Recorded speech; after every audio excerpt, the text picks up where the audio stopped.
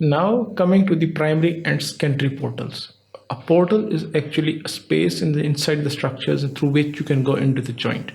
There are primary and then there are secondary portals. Primary are all those in which you can actually used in everyday knee arthroscopy. Secondary portals are actually the one which are rarely used, although they can be utilized for a specific purpose.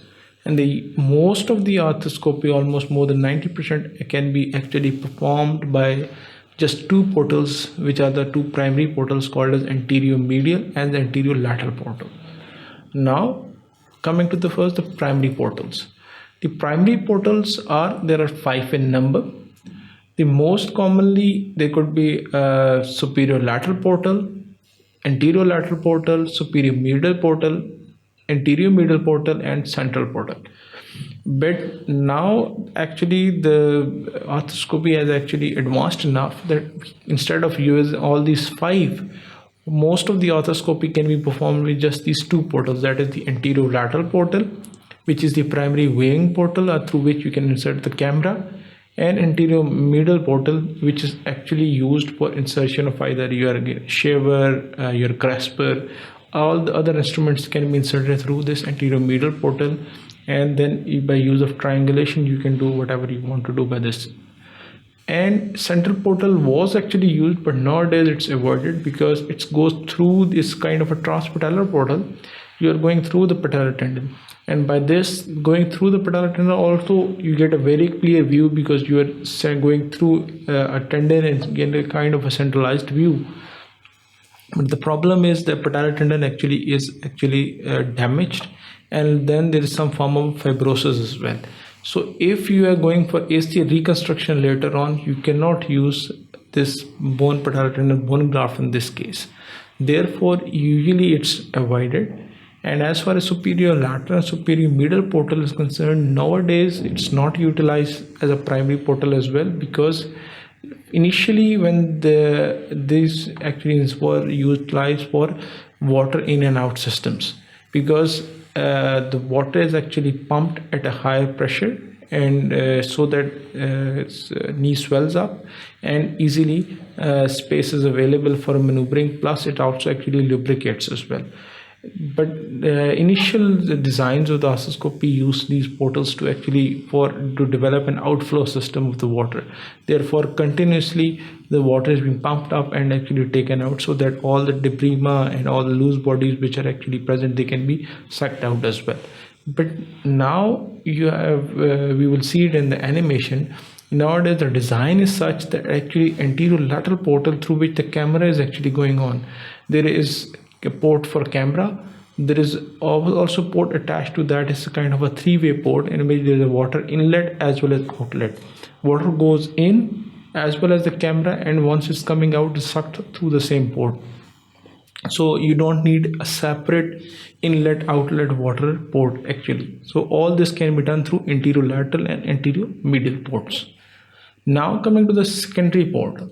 Secondary portals have specific functions and which may be required and can be performed actually when the certain type of procedure is performed. For example, it could be a posterior medial portal, which is actually behind it's where actually the medial collateral ligaments end and just above the medial joint line. Now this can be used to actually view the posterior horn of the medial meniscus as well as the primary PCL. It may be required during the reconstruction of the PCL. You may require this an added extra portal, which mostly is may be required at times when is needed. The next one is posterior lateral portal. This is just behind the lateral collateral ligament and just 1 centimeter above the lateral joint line. This is mainly used to view the PCL as well as the posterior horn of the lateral meniscus. So if you need a meniscectomy of the posterior horn of the lateral meniscus or repair, you can use this portal at times.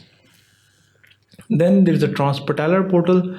Transpatellar portal and central portal is almost the same thing, and usually transpatellar portal is not done because actually it damages the patellar tendon.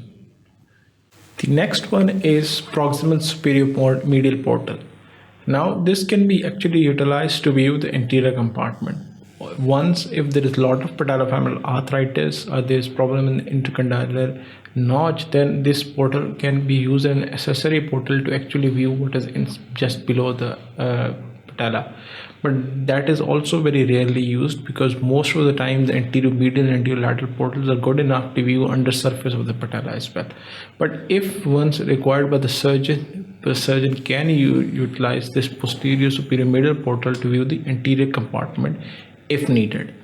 Then there are the far medial and far lateral portals. Now these all portals are also very rarely required, and it depends if the something which is lying way back into the lateral or medial gutter and is difficult to retrieve, then only the surgeon can utilize these far lateral far medial portals to actually retrieve that thing. But most of the time, even if it is the thing is lying in the lateral or medial gutter, this primary portals are more than enough to actually retrieve that thing. But depending upon if required by the surgeon has an option actually available that you can utilize these far medial and far lateral portals. And all secondary portals have a tendency that they are usually rarely done, and if and only required by the surgeon, and if a surgeon feels that this probably portal it would be good to actually get the job done, then only these portals are actually utilized. Otherwise, usually the primary portals are more than enough for a modern day arthroscopy.